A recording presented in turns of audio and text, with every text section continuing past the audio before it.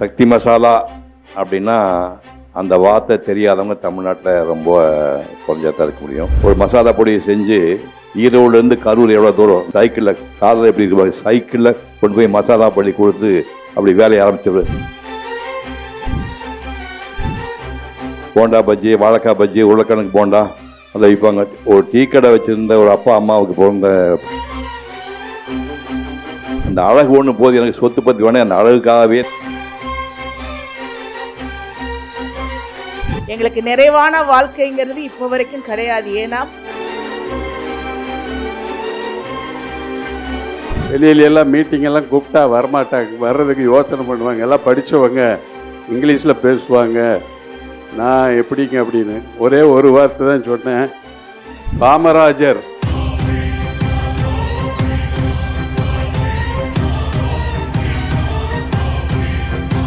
Already உங்களுக்கு ரொம்ப பரிச்சயமானவங்க, உங்களோட சகோதரத்துவ பரிமாற்றத்தையும் எங்களால் அங்கே பார்க்க முடிஞ்சது. ரொம்ப மனமகிழ்ச்சியோட நீங்க நிக்கிறத பார்க்க முடியுது அவங்களோட வெற்றிக்காக. ஒரு சில வார்த்தைகள் சார். அனைவருக்கும் வணக்கம்.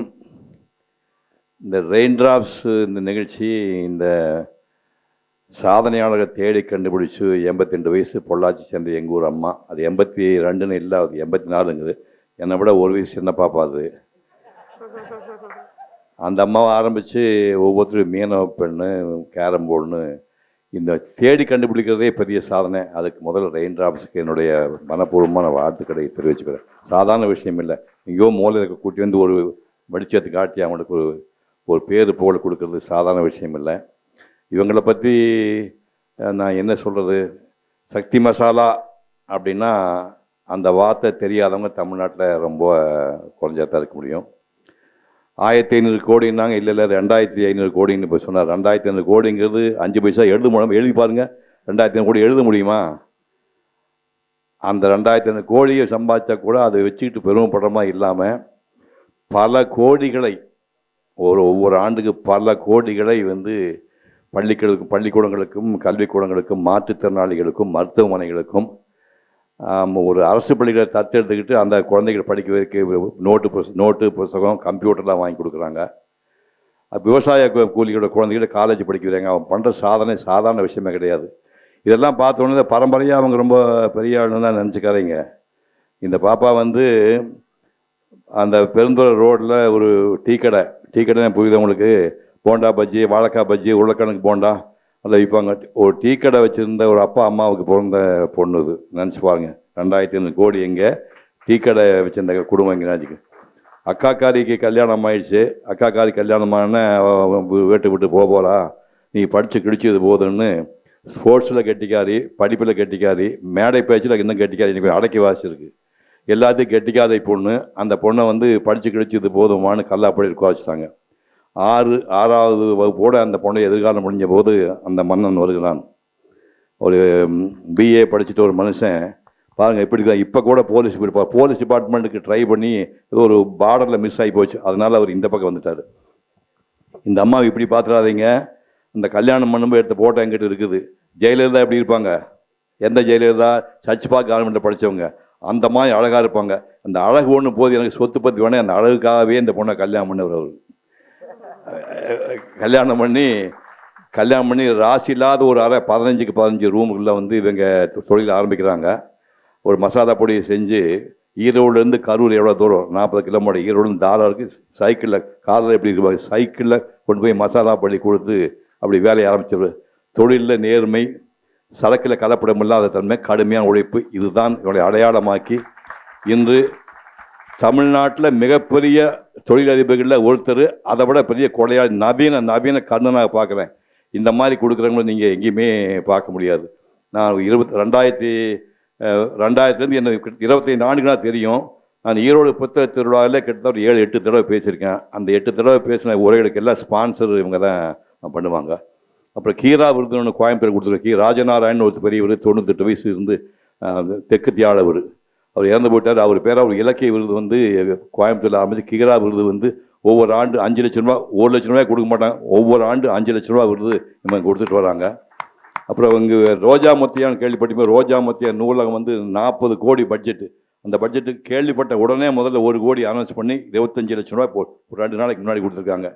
அது மட்டும் இல்லை, டெல்லியில் வந்து தமிழ்ச்சங்கம் தான் இருக்குது, கம்பன் கழகம் கிடையாது. கம்பன் கழகத்தில் 4 ஆண்டுக்கு முன்னாடி ஆரம்பித்து நீங்கள் ஆரம்பிக்க நான் பார்த்துக்கன்னு சொல்லி நிதி உதவி பண்ணி ஒவ்வொரு ஆண்டு 2 லட்சம் ரூபா தொடர்ந்து 5 வருஷமாக கொடுத்துட்ருக்காங்க. இப்படி ஒரு பெண்மணி, அது அல்லாத ஒரு பெரியவர் பேர் சொல்ல மாட்டேன், 96 வயசு பெரியவர் ஒரு நடிகர், அவர் வீடு வாங்கிறதுக்கு வந்து 10 லட்ச ரூபா சொல்லாமையே பணம் கொடுத்தாங்க. ஒரு வாய் பார்த்து சொன்னால் உடனே எனக்கு கொடுத்துருவாங்க. இவங்களை பார்க்கும்போது புறநானூற்றில் ஒரு பாட்டு ஒன்று இருக்குது. புறநானூற்றில் வந்து நக்கீரன் எழுதிங்க ஒரு பாட்டு, இந்த ஆழி சூழ் உலகத்தை தான் ஒருவனே ஆள வேண்டும் என்று நினைக்கிற பேராசை பிடித்த ராஜாவாக இருந்தாலும், வனவிலங்களை வேட்டையாடுவதற்கு காடுகளை சுற்றுகின்ற காட்டு முராண்டியாக இருந்தாலும், எல்லாத்துக்கும் உண்பது ஒரு கவலை சோறு, உடுப்பது மேற துணி கீழே துணி, மற்றபடி பசி பிணி மூப்பு இறப்பு இன்பம் துன்பம் காதல் காமம் எல்லாம் ஒன்று தான். அரசன் ரத்தமும் சிவப்பு, ஆண்டியின் ரத்தமும் சிவப்பு, அரசன் வியர்விலேயும் துர்நாற்றம் வரும், ஆண்டியின் வியர்விலேயும் துர்நாற்றம் வரும். ஆகவே மனிதா, அளவுகண்ட சொத்து சேர்ந்தால் அதை உன் குடும்பத்துக்கு போக மித்த சமுதாயத்தோடு பங்கு போட்டு கொடு என்று சொல்லிவிட்டு போனான். தென்கடல் வளாகம் பொதுமையின்றி வெண்குடை நிலத்திய ஒருமை ஓர்க்கும் நடுநாள் யாமத்தும் பகரம் தொஞ்சான் கடுமா பார்க்கும் கல்லா ஒருவருக்கும் 9 நாடி உடுப்பவை 2 பிறவும் எல்லாம் ஓரோக்குமே செல்வத்து பயனே ஈதல் தூய்ப்பே வேணிய தப்பன பலவன் நக்கீரன் பாடினான். அந்த பாட்டுக்கு உதாரணமாக வாழ்ந்து கொண்டிருக்கிற இந்த குழந்தைகள், இந்த 2 பேரும் பல்லாண்டு வாழ வேண்டும் என்று உன் அனைவரின் சார்பாக வாழ்த்தி விடைபெறுகின்றேன். நன்றி, வணக்கம். இந்த ஒரு சிறப்பான நிகழ்ச்சியை ஏற்பாடு செய்திருக்கும் சகோதரர் விவேக் அரவிந்த் அவர்களுக்கும் சகோதரி ரெஹானா அவர்களுக்கும் முதற்கண் என் நன்றிகள். இதை விட எனக்கு இன்னைக்கு மிகவும் பிளஸ்டு டே அப்படின்னு நினைக்கிறேன், சந்தோஷமான நினைக்கிறேன். என் கணவருடன் இணையுடன் சேர்ந்து என் மதிப்பிற்கும் மரியாதைக்கும் பாசத்துக்கும் உரிய எனது அண்ணா திரு சிவகுமார் அண்ணா அவர்கள் கையில் வாங்குறேங்கிறது எனக்கு தெரியாது. நிஜமா நேற்று காலையில் அண்ணா ஃபோன் பண்ணி தான் எனக்கு இது தெரியும். திரு ரமேஷ் பிரபா அவர்கள் வந்து இந்த மாதிரி சொன்னார். நான் ரொம்ப யோசித்தேன். எனக்கு வந்து அவங்க சகோதரியும் அரவிந்த் நடத்துறது தெரியும். இருந்தாலும் இங்கே இத்தனை பேர் இளைஞர்கள், அதை இளைஞர் வயசில் இளைய பெண்கள் வந்து வாங்கிறத பார்த்தேன். என்னை விட அவங்களாம் தான் வாங்கணும்னு நினச்சேன். தவிர்க்க முடியாது, இதை ஒத்துக்கிட்டேன். எதுக்காகன்னா 15 வயசில் சொன்னாங்க, எதுவுமே அறியா பருவத்தில் என்னுடைய அப்பா அம்மா எனக்கு ரோல் மாடலாக இருந்தாங்க. கல்யாணம் ஆகி என் கணவர் கைப்பிடித்து என்னுடைய கணவர் வீட்டுக்கு போனபோது என்னுடைய மாமனார் மாமியார் மிகச்சிறந்த ரோல் மாடல். ஏன்னா 49 வருஷத்துக்கு முன்னாடி பெண்களை வந்து தொழிலில் புகுத்துனதில்லை, சரிசமமான இடங்களை கொடுக்கக்கூடிய பக்குவம் அந்த காலத்தில் இல்லாது இருந்தது. அப்படிப்பட்ட காலத்திலேயே என்னுடைய மாமனார் வந்து என் வீட்டில் இருக்கக்கூடிய அனைத்து பெண் குழந்தைகளையும் வந்து தொழிலில் அவரவர் கணவருடனும் குடும்பத்துடனும் தொழில் இணைந்து நடத்த கொடுத்தாங்க. என்னுடைய கணவர்னு சொல்கிறத விட ஒரு நல்ல ஒரு பெஸ்ட் ஃப்ரெண்ட்ஸ் நாங்கள் 2 பேருமே. ஏன்னா சந்தோஷம் வந்தாலும் சரி, கஷ்டம் வந்தாலும் சரி, இன்னைக்கு இந்த இடத்துல நிற்கிறேன்னா நான் கைப்பிடித்த என் கணவர் அல்லது அவர் வந்து பிடிவாதம் பண்ணி கல்யாணம் பண்ண நான், அதனால தான் எனக்கு இந்த இடத்துல நிற்கக்கூடிய அளவுக்கு எனக்கு ஒரு தகுதியை, என்னை ஆளாக்கக்கூடிய இடங்களை, ஏன்னா இன்னைக்கு இந்த சக்தி மசா நிறுவனம்ங்கிற தொழிலில் கனிமொழி அவங்க மாதிரி அவர் வீட்டுக்காரர் சொன்ன மாதிரி எத்தனை பேர் வந்து பெண்களை வந்து கூட வந்து ஈகோன்னு ஒன்று வச்சுக்கிட்டு யாருமே பெண்களை கூட இணையாக நடத்த மாட்டாங்க, கேலியும் கிண்டலும் பண்ணக்கூடிய அந்த காலத்தில் இருந்தே என்னையும் தன்னுடன் இணைத்து ஒரு சக தோழியாய் சக உயிராய் என்னை நடத்துனால தான் இன்னைக்கு இந்த இடத்துல நிற்கிற. அதுக்குரிய எல்லா வாய்ப்பையும் கொடுத்தாரு. 6ஆம் வகுப்பு வரை கூட தாண்டாத நான் இன்று எம்ஏ என்னை படிக்க வச்சார், கரஸில் படிக்க வச்சார், டாக்டர் பட்டம் வாங்க வச்சார், ஆங்கிலம் சொல்லி கொடுத்தாரு. ஏன்னா எவ்வளோ பேர்த்துக்கு இப்போ வந்து நிறையா வந்துட்டீங்க. நான் இன்னைக்கு கூட இந்த மேடையில் வந்தது, அது என்னோட அண்ணா கையில் வாங்கணுங்கிறவர் வந்தது. என்னை போன்ற நிறைய பல தடைகளை தாண்டி வெற்றிகளை தொடணும்னு நினைக்கிற பெண்களுக்கு வந்து இந்த விருதை சமர்ப்பிக்கிறேன். இதை பார்க்கக்கூடியவங்க மனசில் கண்டிப்பாக உத்வேகம் வரணும்.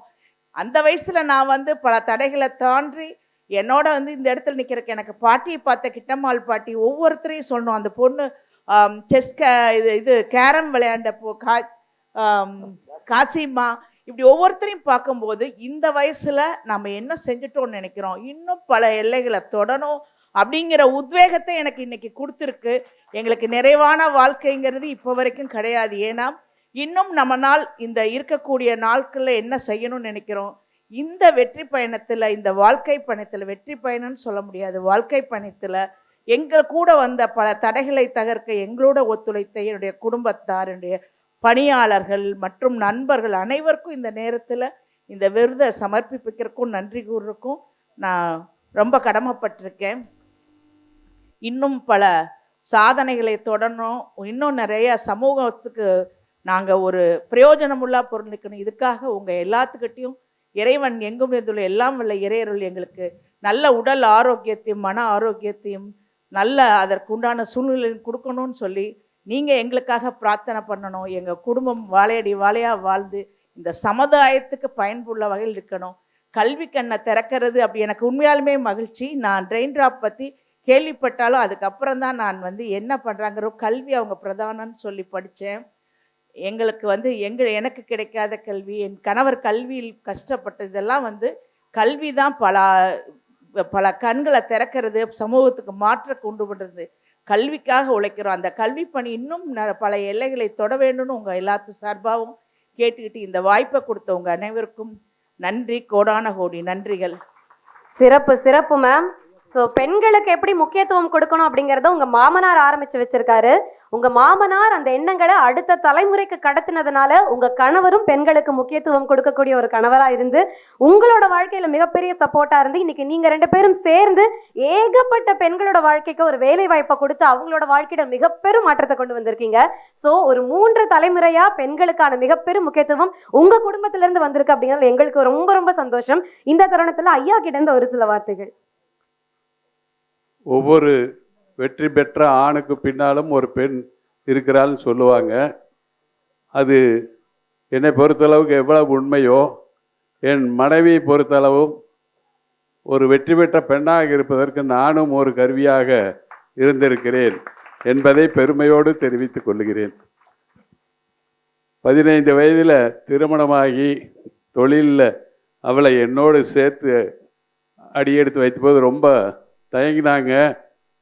வெளியிலெல்லாம் மீட்டிங்கெல்லாம் கூப்பிட்டா வரமாட்டாங்க, வர்றதுக்கு யோசனை பண்ணுவாங்க. எல்லாம் படித்தவங்க, இங்கிலீஷில் பேசுவாங்க, நான் எப்படிங்க அப்படின்னு ஒரே ஒரு வார்த்தை தான் சொன்னேன். காமராஜர் 6வது கூட படிக்கல, இங்கிலீஷ் முக்கியம் இல்லை, இங்கிலீஷ்ங்கிறது வெறும் லாங்குவேஜ், அறிவு கிடையாது, அறிவுக்கும் இங்கிலீஷ்க்கும் சம்பந்தம் இல்லை, தைரியமாக நீ வா நாம் சாதிப்போம்னு சொல்லி அந்த ஒரு வார்த்தை மட்டும் சொல்லி அவளை ஊக்கப்படுத்தினது தான் இன்று வரை 49 வருடங்களாக எங்களுடைய வெற்றி பயணம் தொடர்ந்துக்கிட்டு இருக்கு. இன்னும் இந்த சமுதாயத்திற்கு நாங்கள் நிறைய உங்களுடைய ஆசையோடு செய்வோம் என்று கூறிக்கொண்டு என்னுடைய இந்த சிறிய உரையை நிறைவு செய்கிறேன்.